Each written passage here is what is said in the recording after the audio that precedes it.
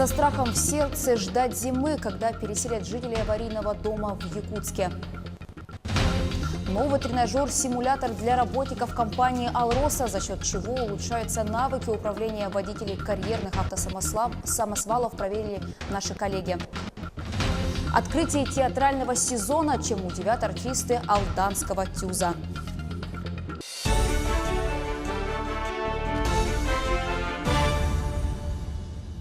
Это новости в прямом эфире. В студии работает Анастасия Кобызева. Здравствуйте. Сегодня глава Якутии Айсен Николаев совместно с представителями Министерства ЖКХ, Министерства строительства и с администрациями Якутска объехал строящиеся объекты города. Все они строятся по программе государственного частного партнерства. На месте работает наш корреспондент Лана Ильина. Лана, здравствуйте. Какие новости у вас к этой минуте? Анастасия, добрый день. 12 социальных объектов строит группа строительных компаний ВИС «Газэлектромонтаж» в Якутске. И, значит, это 12 объектов, это детские сады и школы. Сейчас мы находимся в АИ КГТ. Это фирма, зарекомендовавшая себя на российском рынке. На ее счету такие объекты, как гидроэлектростанции в крупных городах, мост на Чукотке и так далее. Соглашение между городом Якутском и группой компаний ВИС было заключено в 2015 году, и в 2016 году строительство уже началось. Анастасия? Как обстоят дела на стройках? Все ли идет по плану?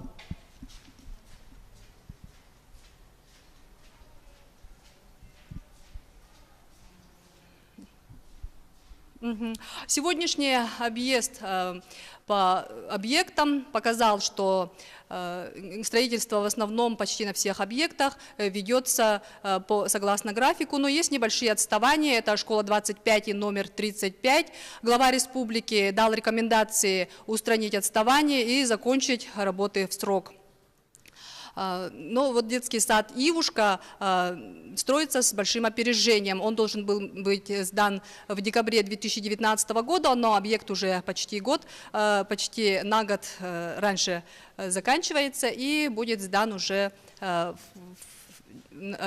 на 9 месяцев. Анастасия? Лана, спасибо. Я напомню, на прямой связи со студией была наш корреспондент Лана Ильина. В аварийном доме с ребенком-инвалидом и без благ цивилизации Марьям Любченко со страхом в сердце ждет холода. В старой квартире в доме номер 6 по улице Макаренко в городе Якутске от мороза не спасают ни стены, ни окна. Продувает со всех щелей, в квартире нет благоустройства и даже слива. Приходится выносить ведра круглый год. При этом ухаживать за сыном-инвалидом. Из-за нервного расстройства 19-летний молодой человек не может работать и жить самостоятельно. Заниматься домашними делами тоже не всегда получается. В квартире семья оказалась после пожара в доме на Лермонтова. Там у них была квартира по социальному найму. В 2013 году из одного аварийного дома переселили в другой, не признанный аварийным официально, но уже прошедший в плачевное состояние. Сейчас статус дома признали, но расселение ждут не раньше 2020 года.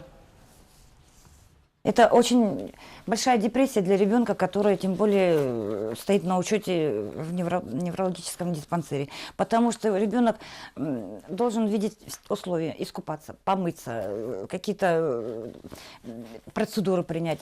Учитывая то, что ребенок перенес жесткий пожар, учитывая, что вот эти вот наводнения и потопы, в конце концов, он практически, можно так сказать, что он не видел детства. Не видел детства, у него нету двора.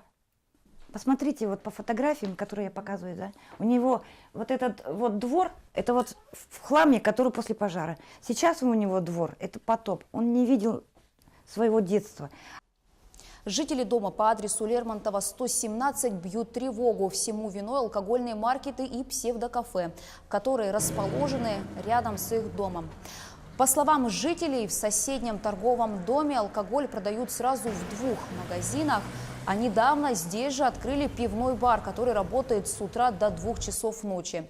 Люди просят городскую власть закрыть новое заведение. В первую очередь родители боятся за своих детей, так как рядом много детских учреждений, 14-я школа, детские сады и кружки.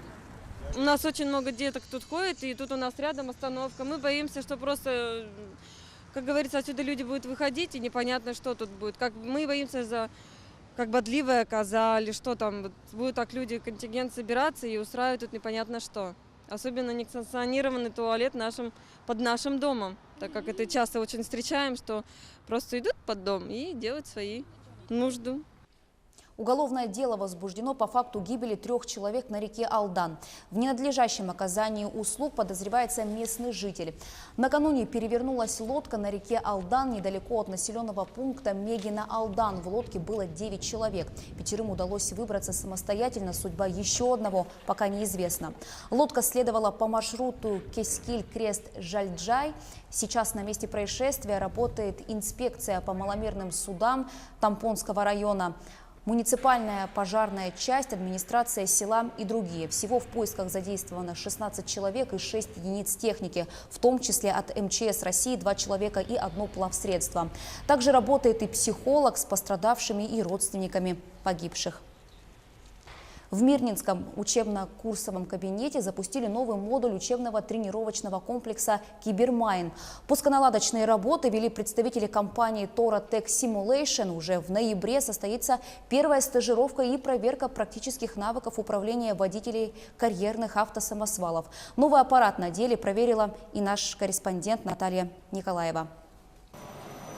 Правила дорожного движения, подъемы, спуски, затяжные повороты и другие сложные участки пути в разных погодных условиях. Эти элементы встроены в программу специального тренажера, который имитирует кабину самосвала К-3 «семерки».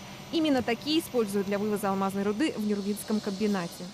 Изначально планировалось приобретение этого оборудования с той целью, чтобы водители отрабатывали свои практические навыки, во-первых, для возможных действий в случае возникновения каких-то аварийных, чрезвычайных ситуаций.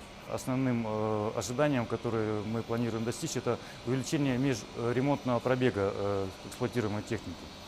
Безопасность работников на производстве главное для «Алроса». Новый тренажер-симулятор К-3 «семерки» позволит снизить риск дорожно-транспортных происшествий. А это значит, что условия работы водителей станут более безопасными и комфортными.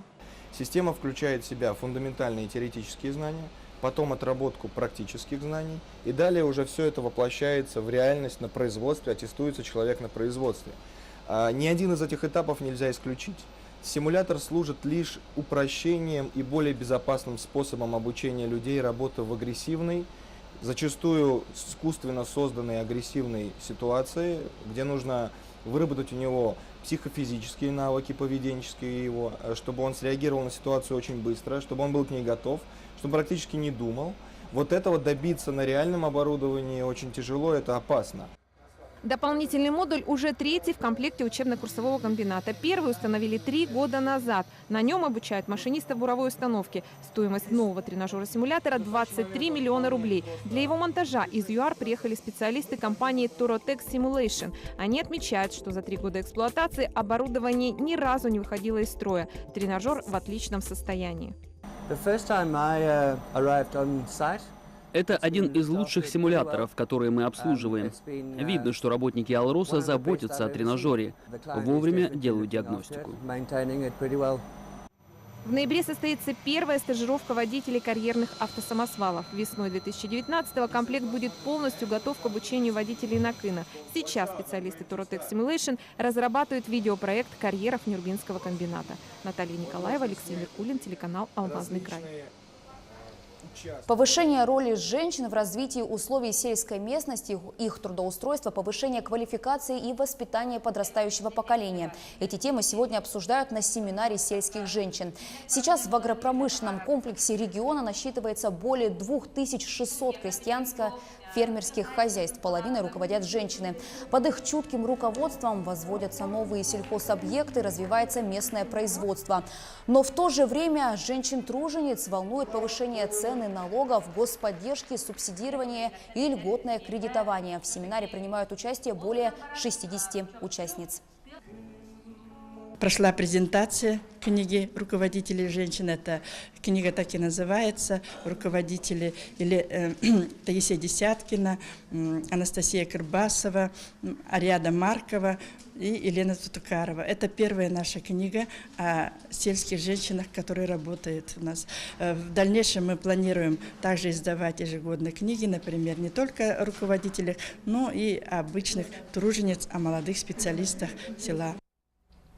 Премьеры, творческие проекты и массовые праздники ожидают гостей Алданского ТЮЗа в новом сезоне. Он традиционно стартует в день рождения театра. О первых сюрпризов артисты рассказали нашим алданским коллегам. 3 подружки Бабы-Яги отправились на поиски сказок. Путь предстоит нелегкий. Отчего-то старая добрая сказка у детей сегодня не в почете. Ее вытеснили иные увлечения, так что жизнь у Бабы-Яги уже не та. На сцене театра юного зрителя идет прогон премьеры режиссера Евгения Гузмана. Обычные наши традиционные любимые русские сказки никто уже не читает. Все увлечены ютубом, современными гаджетами и прочими всякими, конечно же, хорошими вещами современными. Но русской сказки места практически не осталось. А вот бабы-ёжки решают ее спасти, и у них это удается. Премьера «Как Бабы-Яги ходили сказку искать» будет представлена на суд зрителей в новом творческом сезоне, который стартует 19 октября, в день рождения Алданского ТЮЗа. А своим первым зрителям театр распахнул двери в 1979-м. Грядущий сезон станет 39-м, предваряющим 40-летний юбилей ТЮЗа. Весь сезон будет посвящен именно юбилею, к которому будем идти, будем готовиться. В этом году юбилейная «Золотая сказка» у нас получается фестиваль. А в этом году у нас юбилеи коллективов, таких как «Тема», «Образ», «Арлекин». Театр по-прежнему остается юным, хотя, безусловно, за без малого 40 лет он вырос. Сегодня под сенью Мельпомены творят певцы и музыканты, актерские труппы, а также детские и молодежные творческие студии. В декабре, если все получится, мы едем на фестиваль в Якутск, не в Якутск, в Чурапчу, народных театров. Ну, как обычно, работы очень много, планов очень много. Полюбившиеся представления и премьеры, детские спектакли и философские постановки, долгосрочные творческие проекты и праздники – все это ожидает гостей театра юного зрителя в новом сезоне. В день рождения театра состоится традиционный капустник. К нему уже все готово. А к праздничному столу тюзовцы напекут пироги с капустой. Артисты с нетерпением ждут встреч со зрителями всех возрастов. Татьяна Вахнина, Сергей Шипачев, Алдан. В Якутске проходит 5-й день чемпионата России по боксу. В дневной сессии на ринг Центра спортивной подготовки «Триумф» выйдут представители весовых категорий до 52, 60, 69 и 91 килограммов. На прямой связи со студией наш корреспондент Юрий Осипов. Юрий, здравствуйте. Что сейчас происходит в «Триумфе»? Здравствуй, Анастасия. Сегодня все поединки проходят на одном ринге. В четвертьфинальной схватке категории до 60 килограммов выступает якутский боксер, чемпион Республики Дальнего Востока Михаил Варламов. Он встретился с бронзовым призером чемпионата России Федором Степановым из Санкт-Петербурга. Я напомню, что в предварительных боях Варламов одержал 2 победы над призером чемпионата страны Анатолием Григоряном и дагестанцем Магомедом Киновасовым. Сейчас проходит 2-й раунд поединка. Насколько мы можем судить, бой пока равный. Анастасия. Юрий, а какая атмосфера царит на трибунах спортивного комплекса? Анастасия, сейчас все очень переживают за нашего боксера. Вы можете слышать, что зрители кричат, хлопают. Они все поддерживают Михаила Варламова в четвертьфинальном поединке. Ну что ж, мы пожелаем Михаилу Варламову удачи. Я напомню, на прямой связи был наш корреспондент Юрий Осипов из Центра спортивной подготовки «Триумф». К этому часу вся информация. Мы продолжаем следить за развитием событий. Оставайтесь с нами.